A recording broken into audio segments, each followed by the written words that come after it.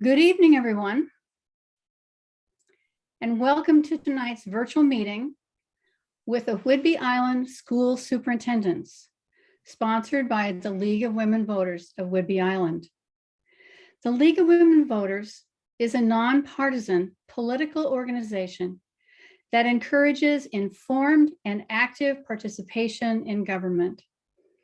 The League works to increase understanding of major public policy issues and influences public policies through education and advocacy.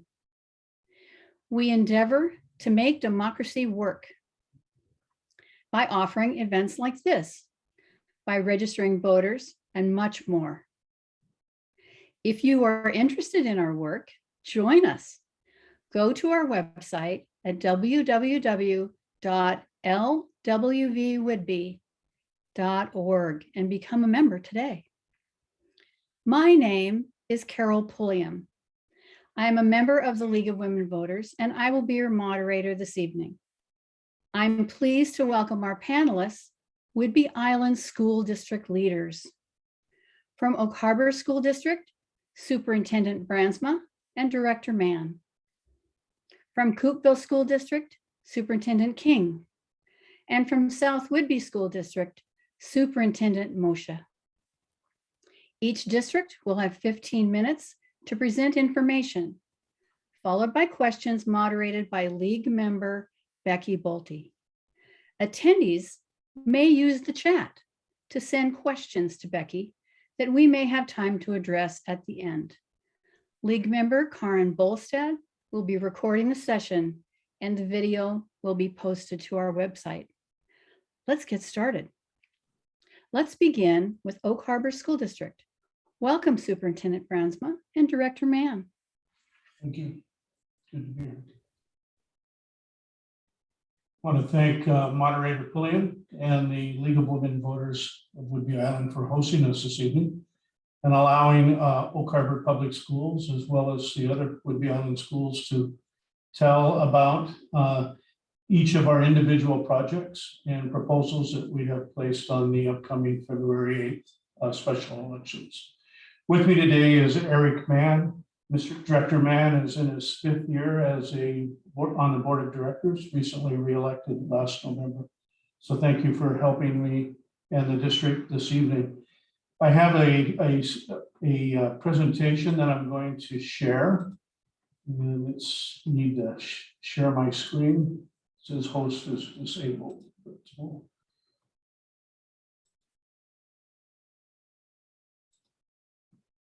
we get that up, still says disabled.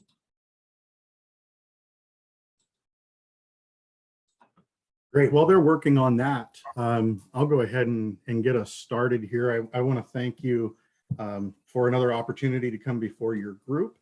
Last time I was here was shortly before the election at your candidate forum, and I appreciate the opportunity to speak at that event and get the word out and be successful in that campaign. So thank you again for providing another forum where we can share information about our bond. And looks like the screen is coming up here, so we can get kicked off. Can we move forward a slide, Karst?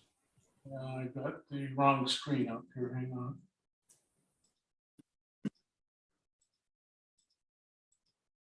Yeah, so the Oak Harbor School Board recently passed a bond resolution allowing us to put a bond on the February 8th ballot. The intent of the bond is to replace 4 aging elementary schools and 1 transportation center that we share and receive a cooperative arrangement from the state because we service Coupeville School District's buses as well as the Oak Harbor districts. So the state matches a little bit more on our transportation center than they do in the other portions because of that co-op agreement. So hopefully this is going to start advancing here soon.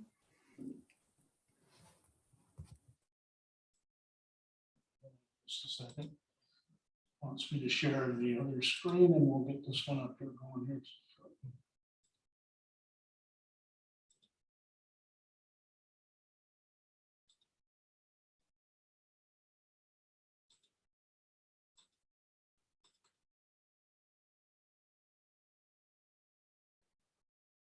Erik, if you want to just get into Sure. the process by which the board determined resolution 2108, I'll keep working on the screen.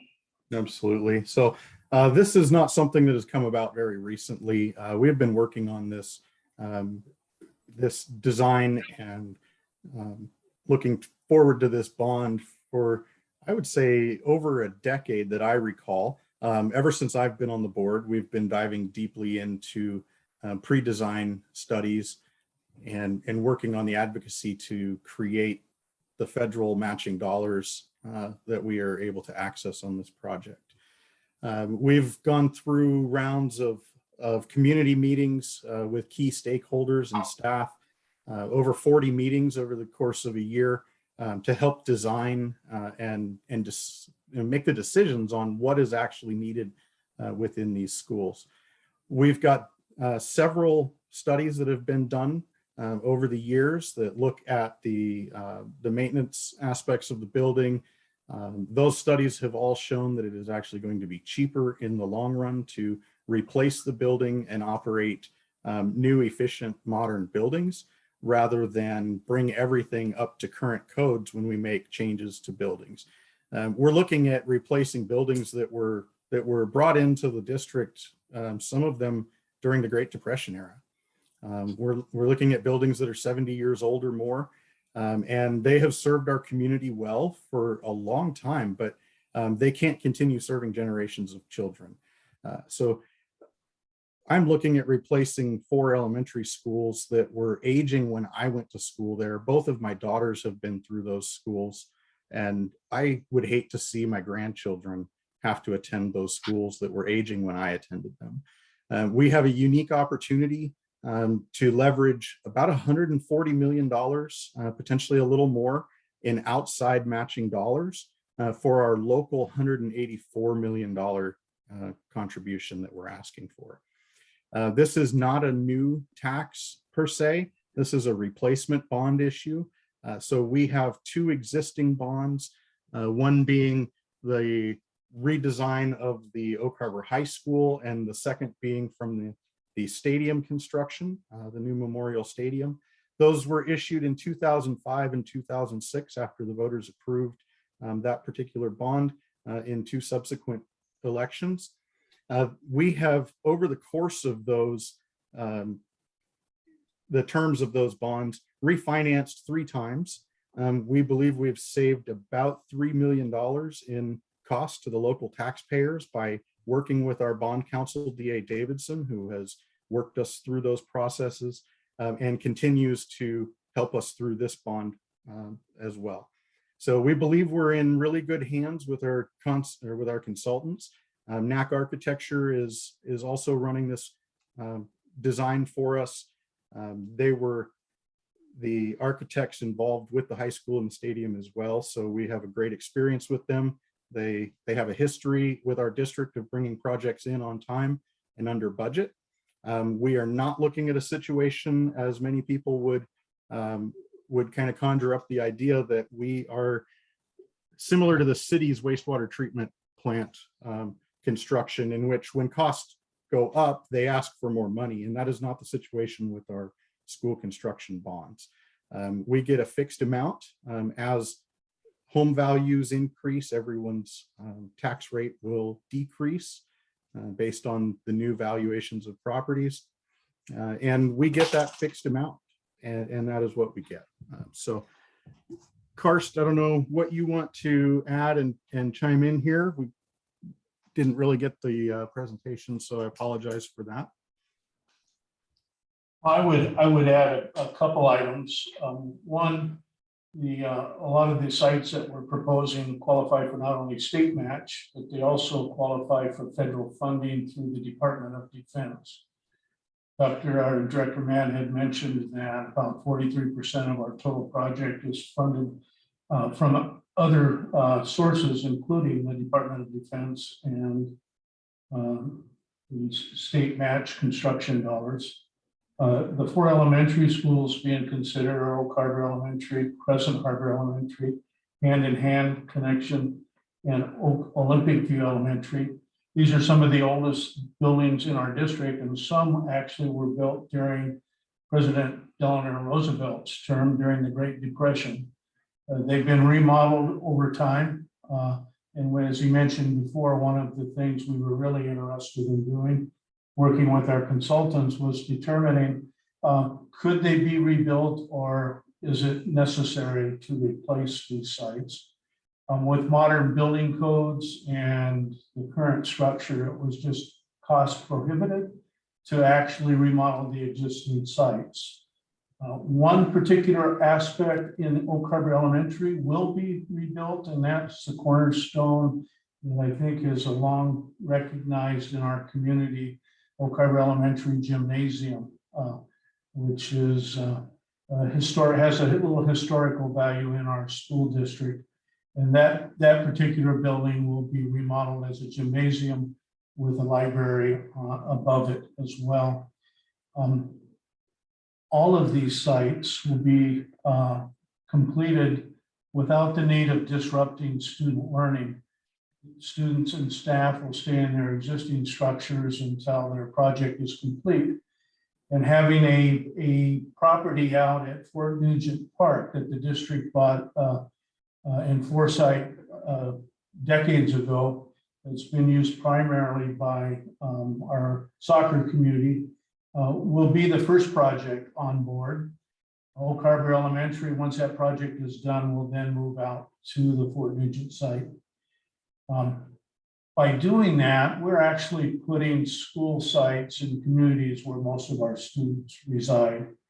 If you look at the boundaries of our elementary schools, they're very confusing, especially to new families entering our community. A lot of times their buses will drive by a school that's closer to their home, only to be bused to another site that's further down. That's where their actually resident school is.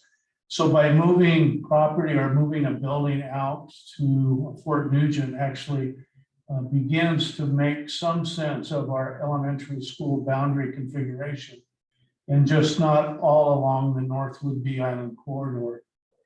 We are also moving one site off of the Naval Air Station Whidbey Island, which is on their proper main air station. That's actually Clover Valley. It's been in the district for a long time.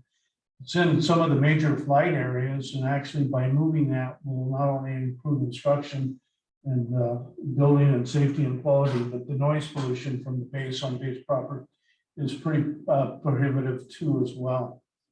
We're excited to work with the Navy. 80% of Crescent Harbor and of hand-in-hand home connection will be paid by the Department of Defense. 20% will be paid by our local community. The catch-all, though, is that our local voters must approve their portion of the project before the other funding becomes available. We plan on doing all 5 projects over 7 years. The bond measure is for $184 million. The tax rate is actually less than it was when we built Oak Harbor High School. And it will, as Director Mann had mentioned, will be paid off in full in 2022 at the end of this year. And if approved by our voters, the next measure then would actually start collection in April of 2023. If construction starts in 2023, we think all 6 sites will be built in 7 years. We'll sell bonds over 3 different sales, and we are conservatively estimating holding the tax rate at $1.89 per thousand over the life of the bond, which would be 20 years. Some districts choose 30 or even 40-year bonds to get the tax rate down. But what happens if the tax rate is low, you're deceiving the taxpayer because you end up paying more in interest and less in principal over a number of years.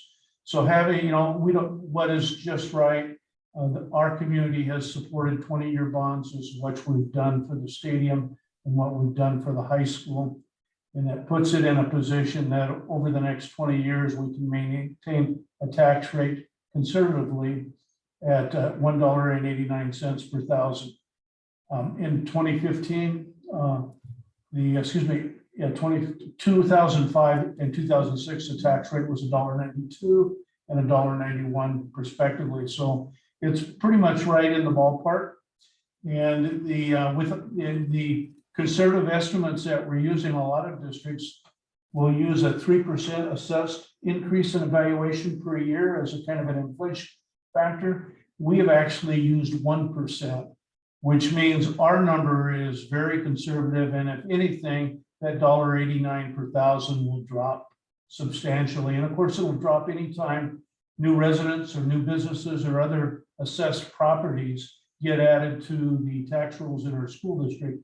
The tax rate will drop too as well. There's a common misconception among voters that if they approve a bond, that money will be used to fund salaries or increase the number of teachers or administrators. And that's legally just not the case. It can only be used for what the voters intended for. In the case of a bond, it can only be used for capital construction. And then the second item that is they get some misinformation is that they think if their tax rate, if their assessed value goes up, the district gets more money. Actually, that's not true as well. It's actually a formula.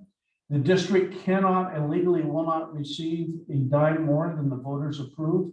It's just that as tax rates or as assessed values change, people's tax rates will change, and most likely in our case, because of the conservative nature of our estimating, is that the tax rates actually will drop over time.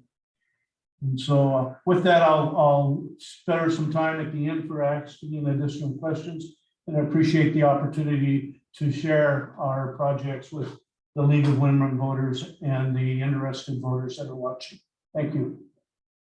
Thanks, Thank Karst. you. And I just want to add one additional point is that this is a really heavy lift for our local community on February 8th. As many of you know, it still requires a supermajority of 60% to pass this bond.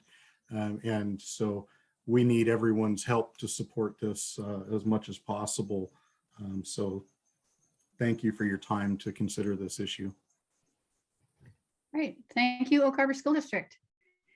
Now let's welcome Coupeville School District, Superintendent King. Welcome. Great. Well, thank you for having me tonight, and appreciate the opportunity. Thank you to the League of Women Voters and then all of the interested parties throughout Whidbey Island. So appreciate the time to talk about our levy measures that'll be on the ballot for February 8th. And then if I have a little time at the end, just share a little bit of our experience with COVID as well. So, but I thank you for the opportunity.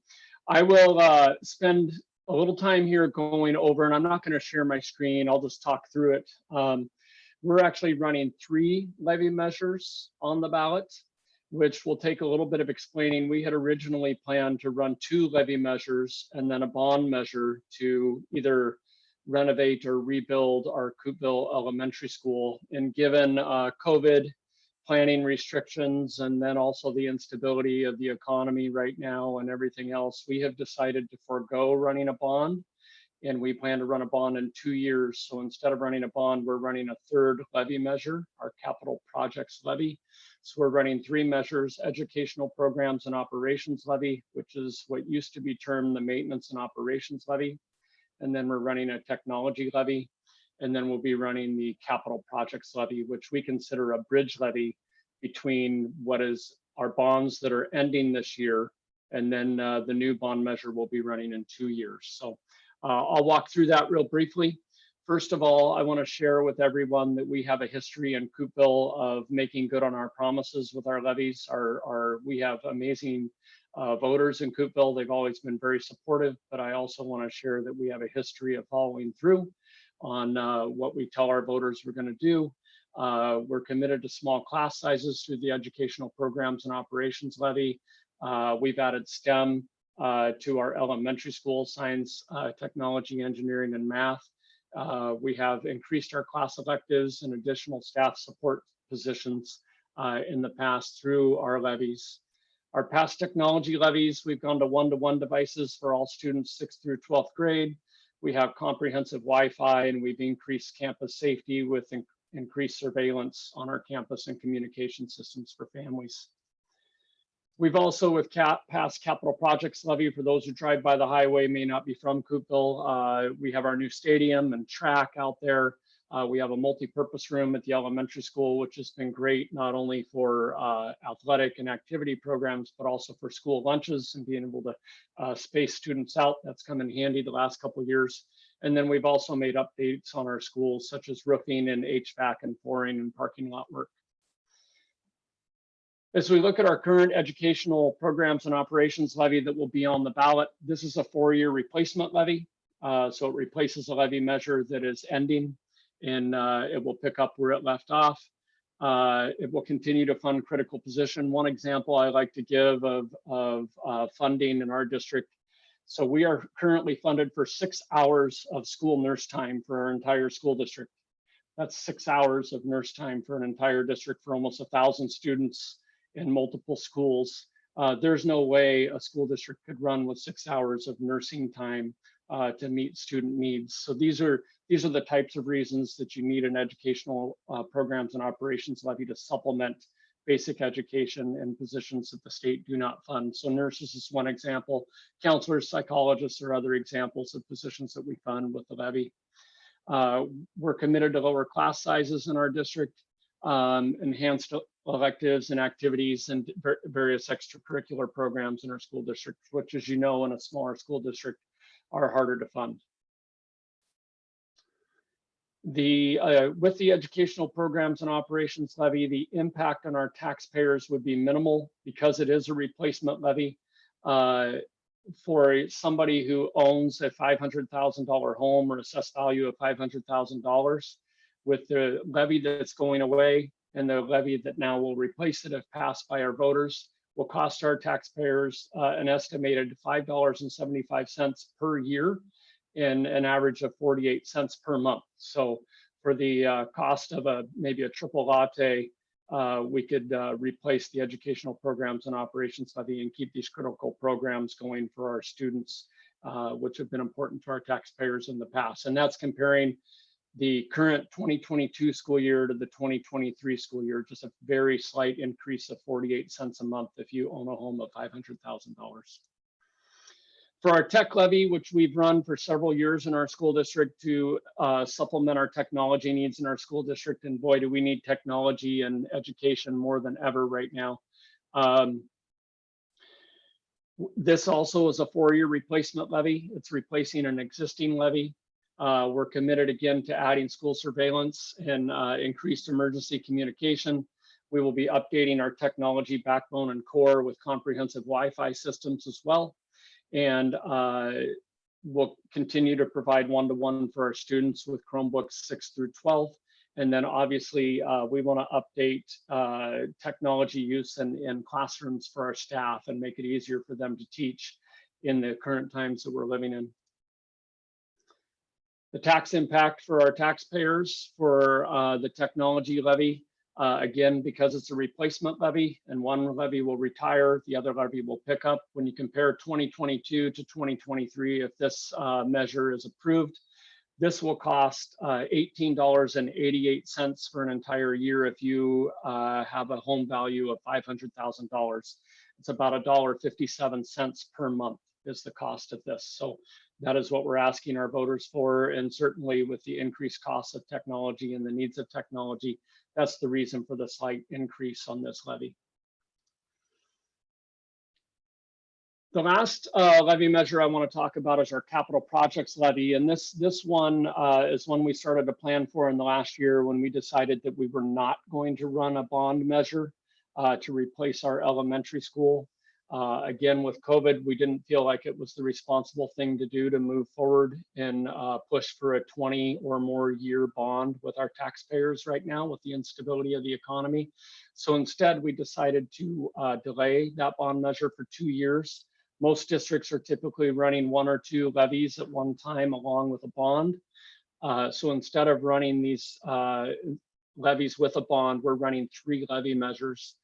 This is called the capital projects levy. This will allow us to do critical work of maintenance and upgrades during the 2 years of gap time here between our bonds. So we're considering this instead of a replacement levy, a bridge levy.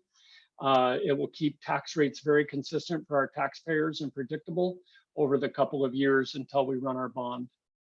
A few things that we'll be paying for with this levy. We'll be working on design costs for the future bond that we'll be running for Coupeville Elementary School. This will save our taxpayers a year of inflationary costs and will reduce the costs of the bond by doing the design work through the capital projects levy. We'll be upgrading our HVAC systems. We have exterior maintenance work on our buildings to do, and including parking lot repavement and upgrades. We also need to upgrade our transportation facility, which is extremely old, and then we need more space for our vehicles. And then lastly, one other important part of this capital projects levy is work out at Engle Field, where we've added a school farm. We have athletic facilities out there, and we would like to be able to add concessions and restrooms out there to make that a better facility for our students in our community. The cost of the capital projects levy for a $500,000, again, assessed value of a home or property. This will be about $169 cost annually. And again, this is not a replacement levy, so this is new. But with the bonds going away, I'll share in a moment, if all three levy measures pass, how our tax rates will stay flat. But just for this levy, it'll be $169.50 annually and about $14 per month. Now, to do some cost comparisons for all three, if all three measures were to pass, and this again is comparing to the past 4 years, we run our levies in 4-year increments. Over the past 4 years, our taxpayers have been paying an average of $2.43 per thousand of assessed value. So that's the past 4 years. If these levies are passed, it's estimated in the first 2 years, because again, the capital projects is only a 2-year levy. If all three pass, it's estimated that our taxpayers will be paying $2.11 per $1,000 of assessed value. So it actually will be, on average, a bit of a decrease for our taxpayers when you compare the previous 4 years to the upcoming 2 years. So I think we're getting a lot out of what we're asking our taxpayers to approve. A couple final comments on the levies, and then I'll move over to some of our COVID experiences. I would just share that right now our kids, and I would support the measures in all 3 school districts. They're all our kids. Our kids need this now more than ever. Our kids have given up so much over the last couple of years and lost so much, and we really found out how important schools are to our children and to our communities. And our students lost a lot of learning. They had mental health consequences due to COVID, and it's going to take years for school districts to make that up. And so that's going to be continued counseling, mental health counseling, athletics and activity programs for our students, lots of electives and support systems in place for our students, and all of these things that are extras that are needed for our kids in the post-COVID world. Whenever we get to that post-COVID world, we're all looking forward to it. We're going to continue to need these resources for our kids. So I would just say our kids need this now more than ever. And Coupeville community has been great about supporting our measures in the past. And I would ask our taxpayers to consider supporting these measures to continue supporting our kids. And I am always grateful for our community and the way they've supported us. Lastly, I would say if anyone has any questions, certainly they can try to ask tonight, but they can always email me at the school district, easy to find on our website. And if you go to our website, we have a levy webpage where people can look up details, and we have an FAQ and a presentation on our website. It's at www.coupeville.k12.wa.us and then /home. So anybody could find that, or you could just search Coupeville School District. Finally, with a couple minutes that I have left, I'd like to just share a little bit of our experience in regards to COVID over the last couple of years. And again, like I said, I think the greatest learning out of COVID is just how important public schools are to our students and our families and our local communities and how we hold things together. It's unfortunate that students had to lose in-person learning and even had to go through hybrid learning and all the various stages of learning before they got back in school. And I wouldn't say school's normal yet, but I would say it's great to have kids back in person in all 3 school districts. I'm extremely proud of our staff and our community, the way they pulled together over the last couple of years, because it really has been a team effort. One thing I'd like to point out, we were recently at a conference, the state board conference, where I was there with our board directors. And there was a presentation on the 121 changes during COVID. And those 121 changes impact children, they impact staff, they impact families. And we have certainly been through the ringer in all of our school districts, trying to absorb all these changes and never know what's coming next. And with every change, these things create all kinds of stress on the system. I would say the most important thing that we did was we collaborated. And in my work, I am so thankful for Island County Public Health, for my colleagues, a couple of whom you're hearing from here tonight, from OSPI, the Northwest ESD, our union groups, and then feedback from our families. With every change, we have to be in constant communication with all these groups to make sure we're following guidance, doing things right, keeping our schools and communities safe as we continue to try to educate our children. Communication has been critical for us to make sure we're constantly communicating with everyone so everyone can try to be clear on what's going on despite all the changes. We have ever changing new guidance, which we just got some this past weekend, which we're trying to decipher and communicate with our community and staff. The 2 mantras that I've had throughout the pandemic is we always have to assume positive intentions, and we need to have compassion and grace for everyone, because this has just been such a difficult time. And I would lastly, again, close with, I think these 2 issues are connected, that the impacts of COVID and everything that we've gone through make passing these levy and bond measures more important than ever. And I thank you for the opportunity, and will answer any questions that are passed my way. Thank you again. Thank you, Superintendent King from Coupeville. Wow. My daughter's an educator, I know. All right, well, let's welcome South Whidbey School District. Welcome Superintendent Moccia.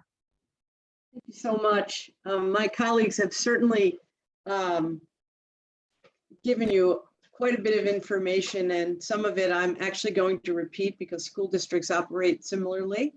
For South Whidbey, we certainly want to take the opportunity to thank the League of Women Voters for offering this opportunity for us to be able to share what's happening in South Whidbey. I'm going to talk about how we've been meeting our students' needs and addressing the pandemic requirements, as well as the importance of our upcoming levy. We have 1 levy on the ballot.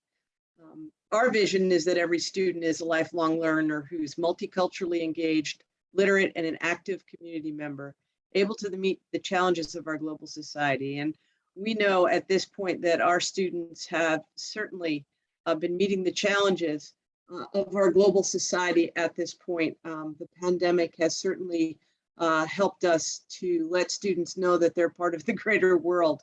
We want our students to be resilient and innovative, and these past couple of years have really impacted our ability to work with students directly. And what we've been focused on as we've been back in person continues to be health and safety, including mental health, not only their physical well-being and their academic achievement, but how they're faring emotionally. So for our district this year, we implemented specifically a social emotional curriculum called Caring School Community. And students have been engaging and working in lessons around empathy and cooperation and responsibility for self and others.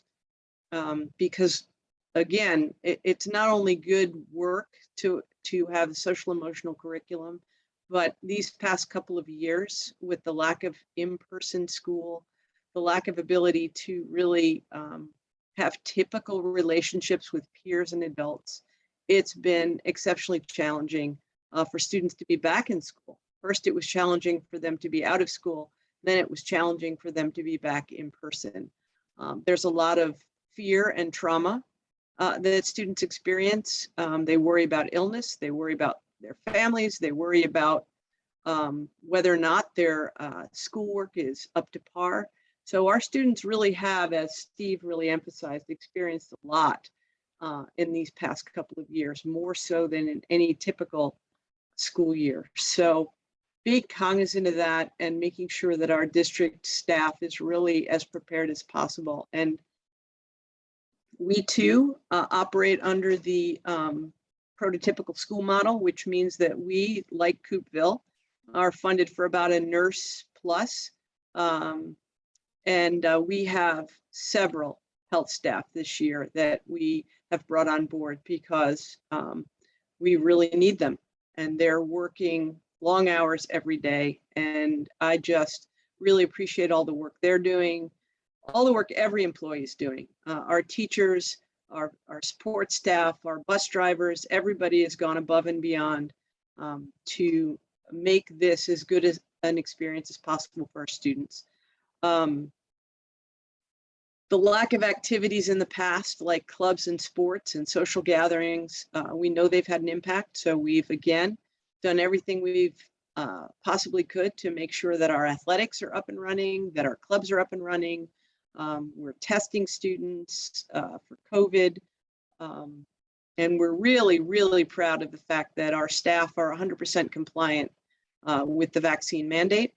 And over 70% of our student population is vaccinated. So that's really helped us along with all of our mitigation efforts around masking and distancing. So right now, and you can see this on our dashboard, right now, our incidence of COVID on campus is manageable. And we hope that it stays that way for sure.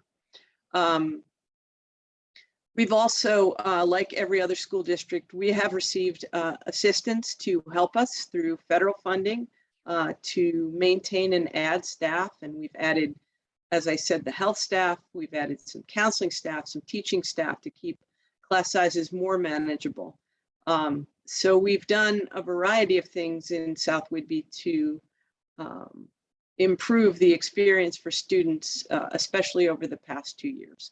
We continue to work on all of the skills lost for students since they weren't in school, except for remote learning. So it is a work in progress. For us, the levy that we have on the ballot is a single levy. It is, as others have said, it's a replacement levy. And what that means is that we've had an operations levy that is coming to a close. Our levy is actually going down. So the taxpayers will be paying less if this levy is approved next year than they are this year. Our proposed levy would significantly reduce the amount that we would collect to about $3.5 million per year with an estimated tax rate of about 50 cents per $1,000 valuation, as opposed to where it is right now, which is at about 95 cents. So ultimately, the district will only be able to collect the approved amount. We're asking for our taxpayers to approve approximately $3.5 million a year.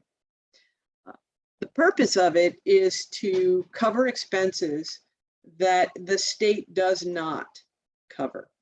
So some of you may be familiar with school funding. Schools are funded on a prototypical model, which means based on the number of students that we have in our schools, we are allotted a certain amount of teaching staff and administrative staff. And that allotment is simply a funding model. It is not actually the boots on the ground number of people. So for example, we don't get state funding for anything having to do with athletics. No coaches, travel, nothing for officials. So this levy would cover all of our athletics. It would cover enrichment activities. We have a major school farm that is really been in place for many years and is integral to our program. but it is not funded. Art and music are considered additional enrichments, advanced placement courses, etc. Any field trips, there's not enough funding for transportation or food service.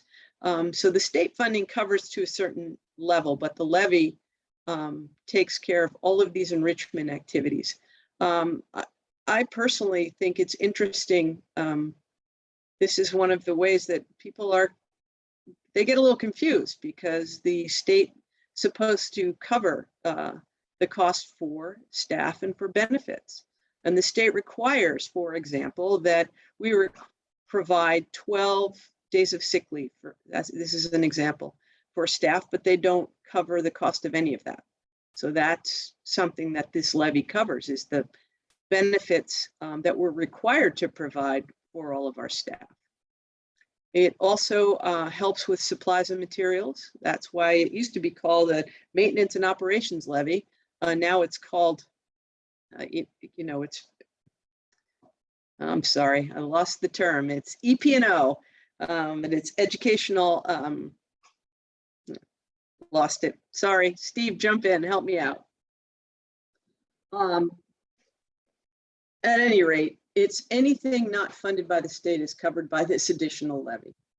So that is why we have it on the ballot. Certainly am happy to answer any questions about that and any questions about the work we're doing in South Whidbey on behalf of our students. So I just wanted to say again, thank you for the opportunity to talk with you about the levy we have on the ballot. I'm going to hand it back to you. Thank you, Dr. Moccia, Superintendent Moccia from South Whidbey. Well, wonderful information. Let's turn to Becky Bolte. How is the chat going, Becky? We had a thank you to the panelists for educating us on important issues. Erik Mann offered, because the presentation due to technical difficulties didn't quite work right, he offered the link to the presentation, which can be found at www.ohsd.net/domain/2035. So that would be the Oak Harbor High School website, and the bond information can be found there. And then the one question we have so far is for Dr. Moccia. How is South Whidbey able to reduce its levy by so much? For us, it's a combination of factors. It certainly is when assessed value goes up, the rate goes down. So that's a part of it. We've also received additional funding through federal dollars that is part of our budget.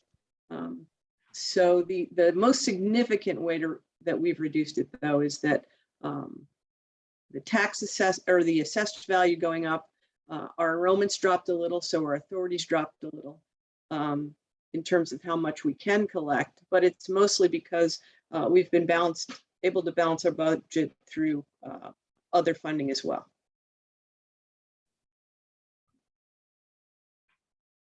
Thank you. Okay. And I don't see any additional questions, so maybe you want to wait a minute, or I do want to repeat that website for the Oak Harbor presentation again, which would just be the Oak Harbor website, www.ohsd.net/domain/2035. Sounds right. Okay. All right. Well, I guess that concludes our session for this evening. Thank you all for attending this event. Thank you, Becky and Karin, for your wonderful support. Thank you, Superintendent Moccia, Superintendent King, Superintendent Brandsma, and Director Mann for your participation. One final note. Ballots should begin arriving in the mail after January 20th. If you haven't received a ballot by January 27th at the latest, contact the auditor's office at 360-679-7366. If you choose to mail your ballot, remember that it must be postmarked on or before February 8th. There are also secure drop boxes located throughout the county where you can drop off your ballot. To find one located near you, go to elections@islandcountywa.gov. If you or someone you know has not registered to vote, you can register online until January 31st or in person at the auditor's office up to and by 8 p.m. on Election Day, February 8th. That is in Coupeville. Good night and be well. Thank you.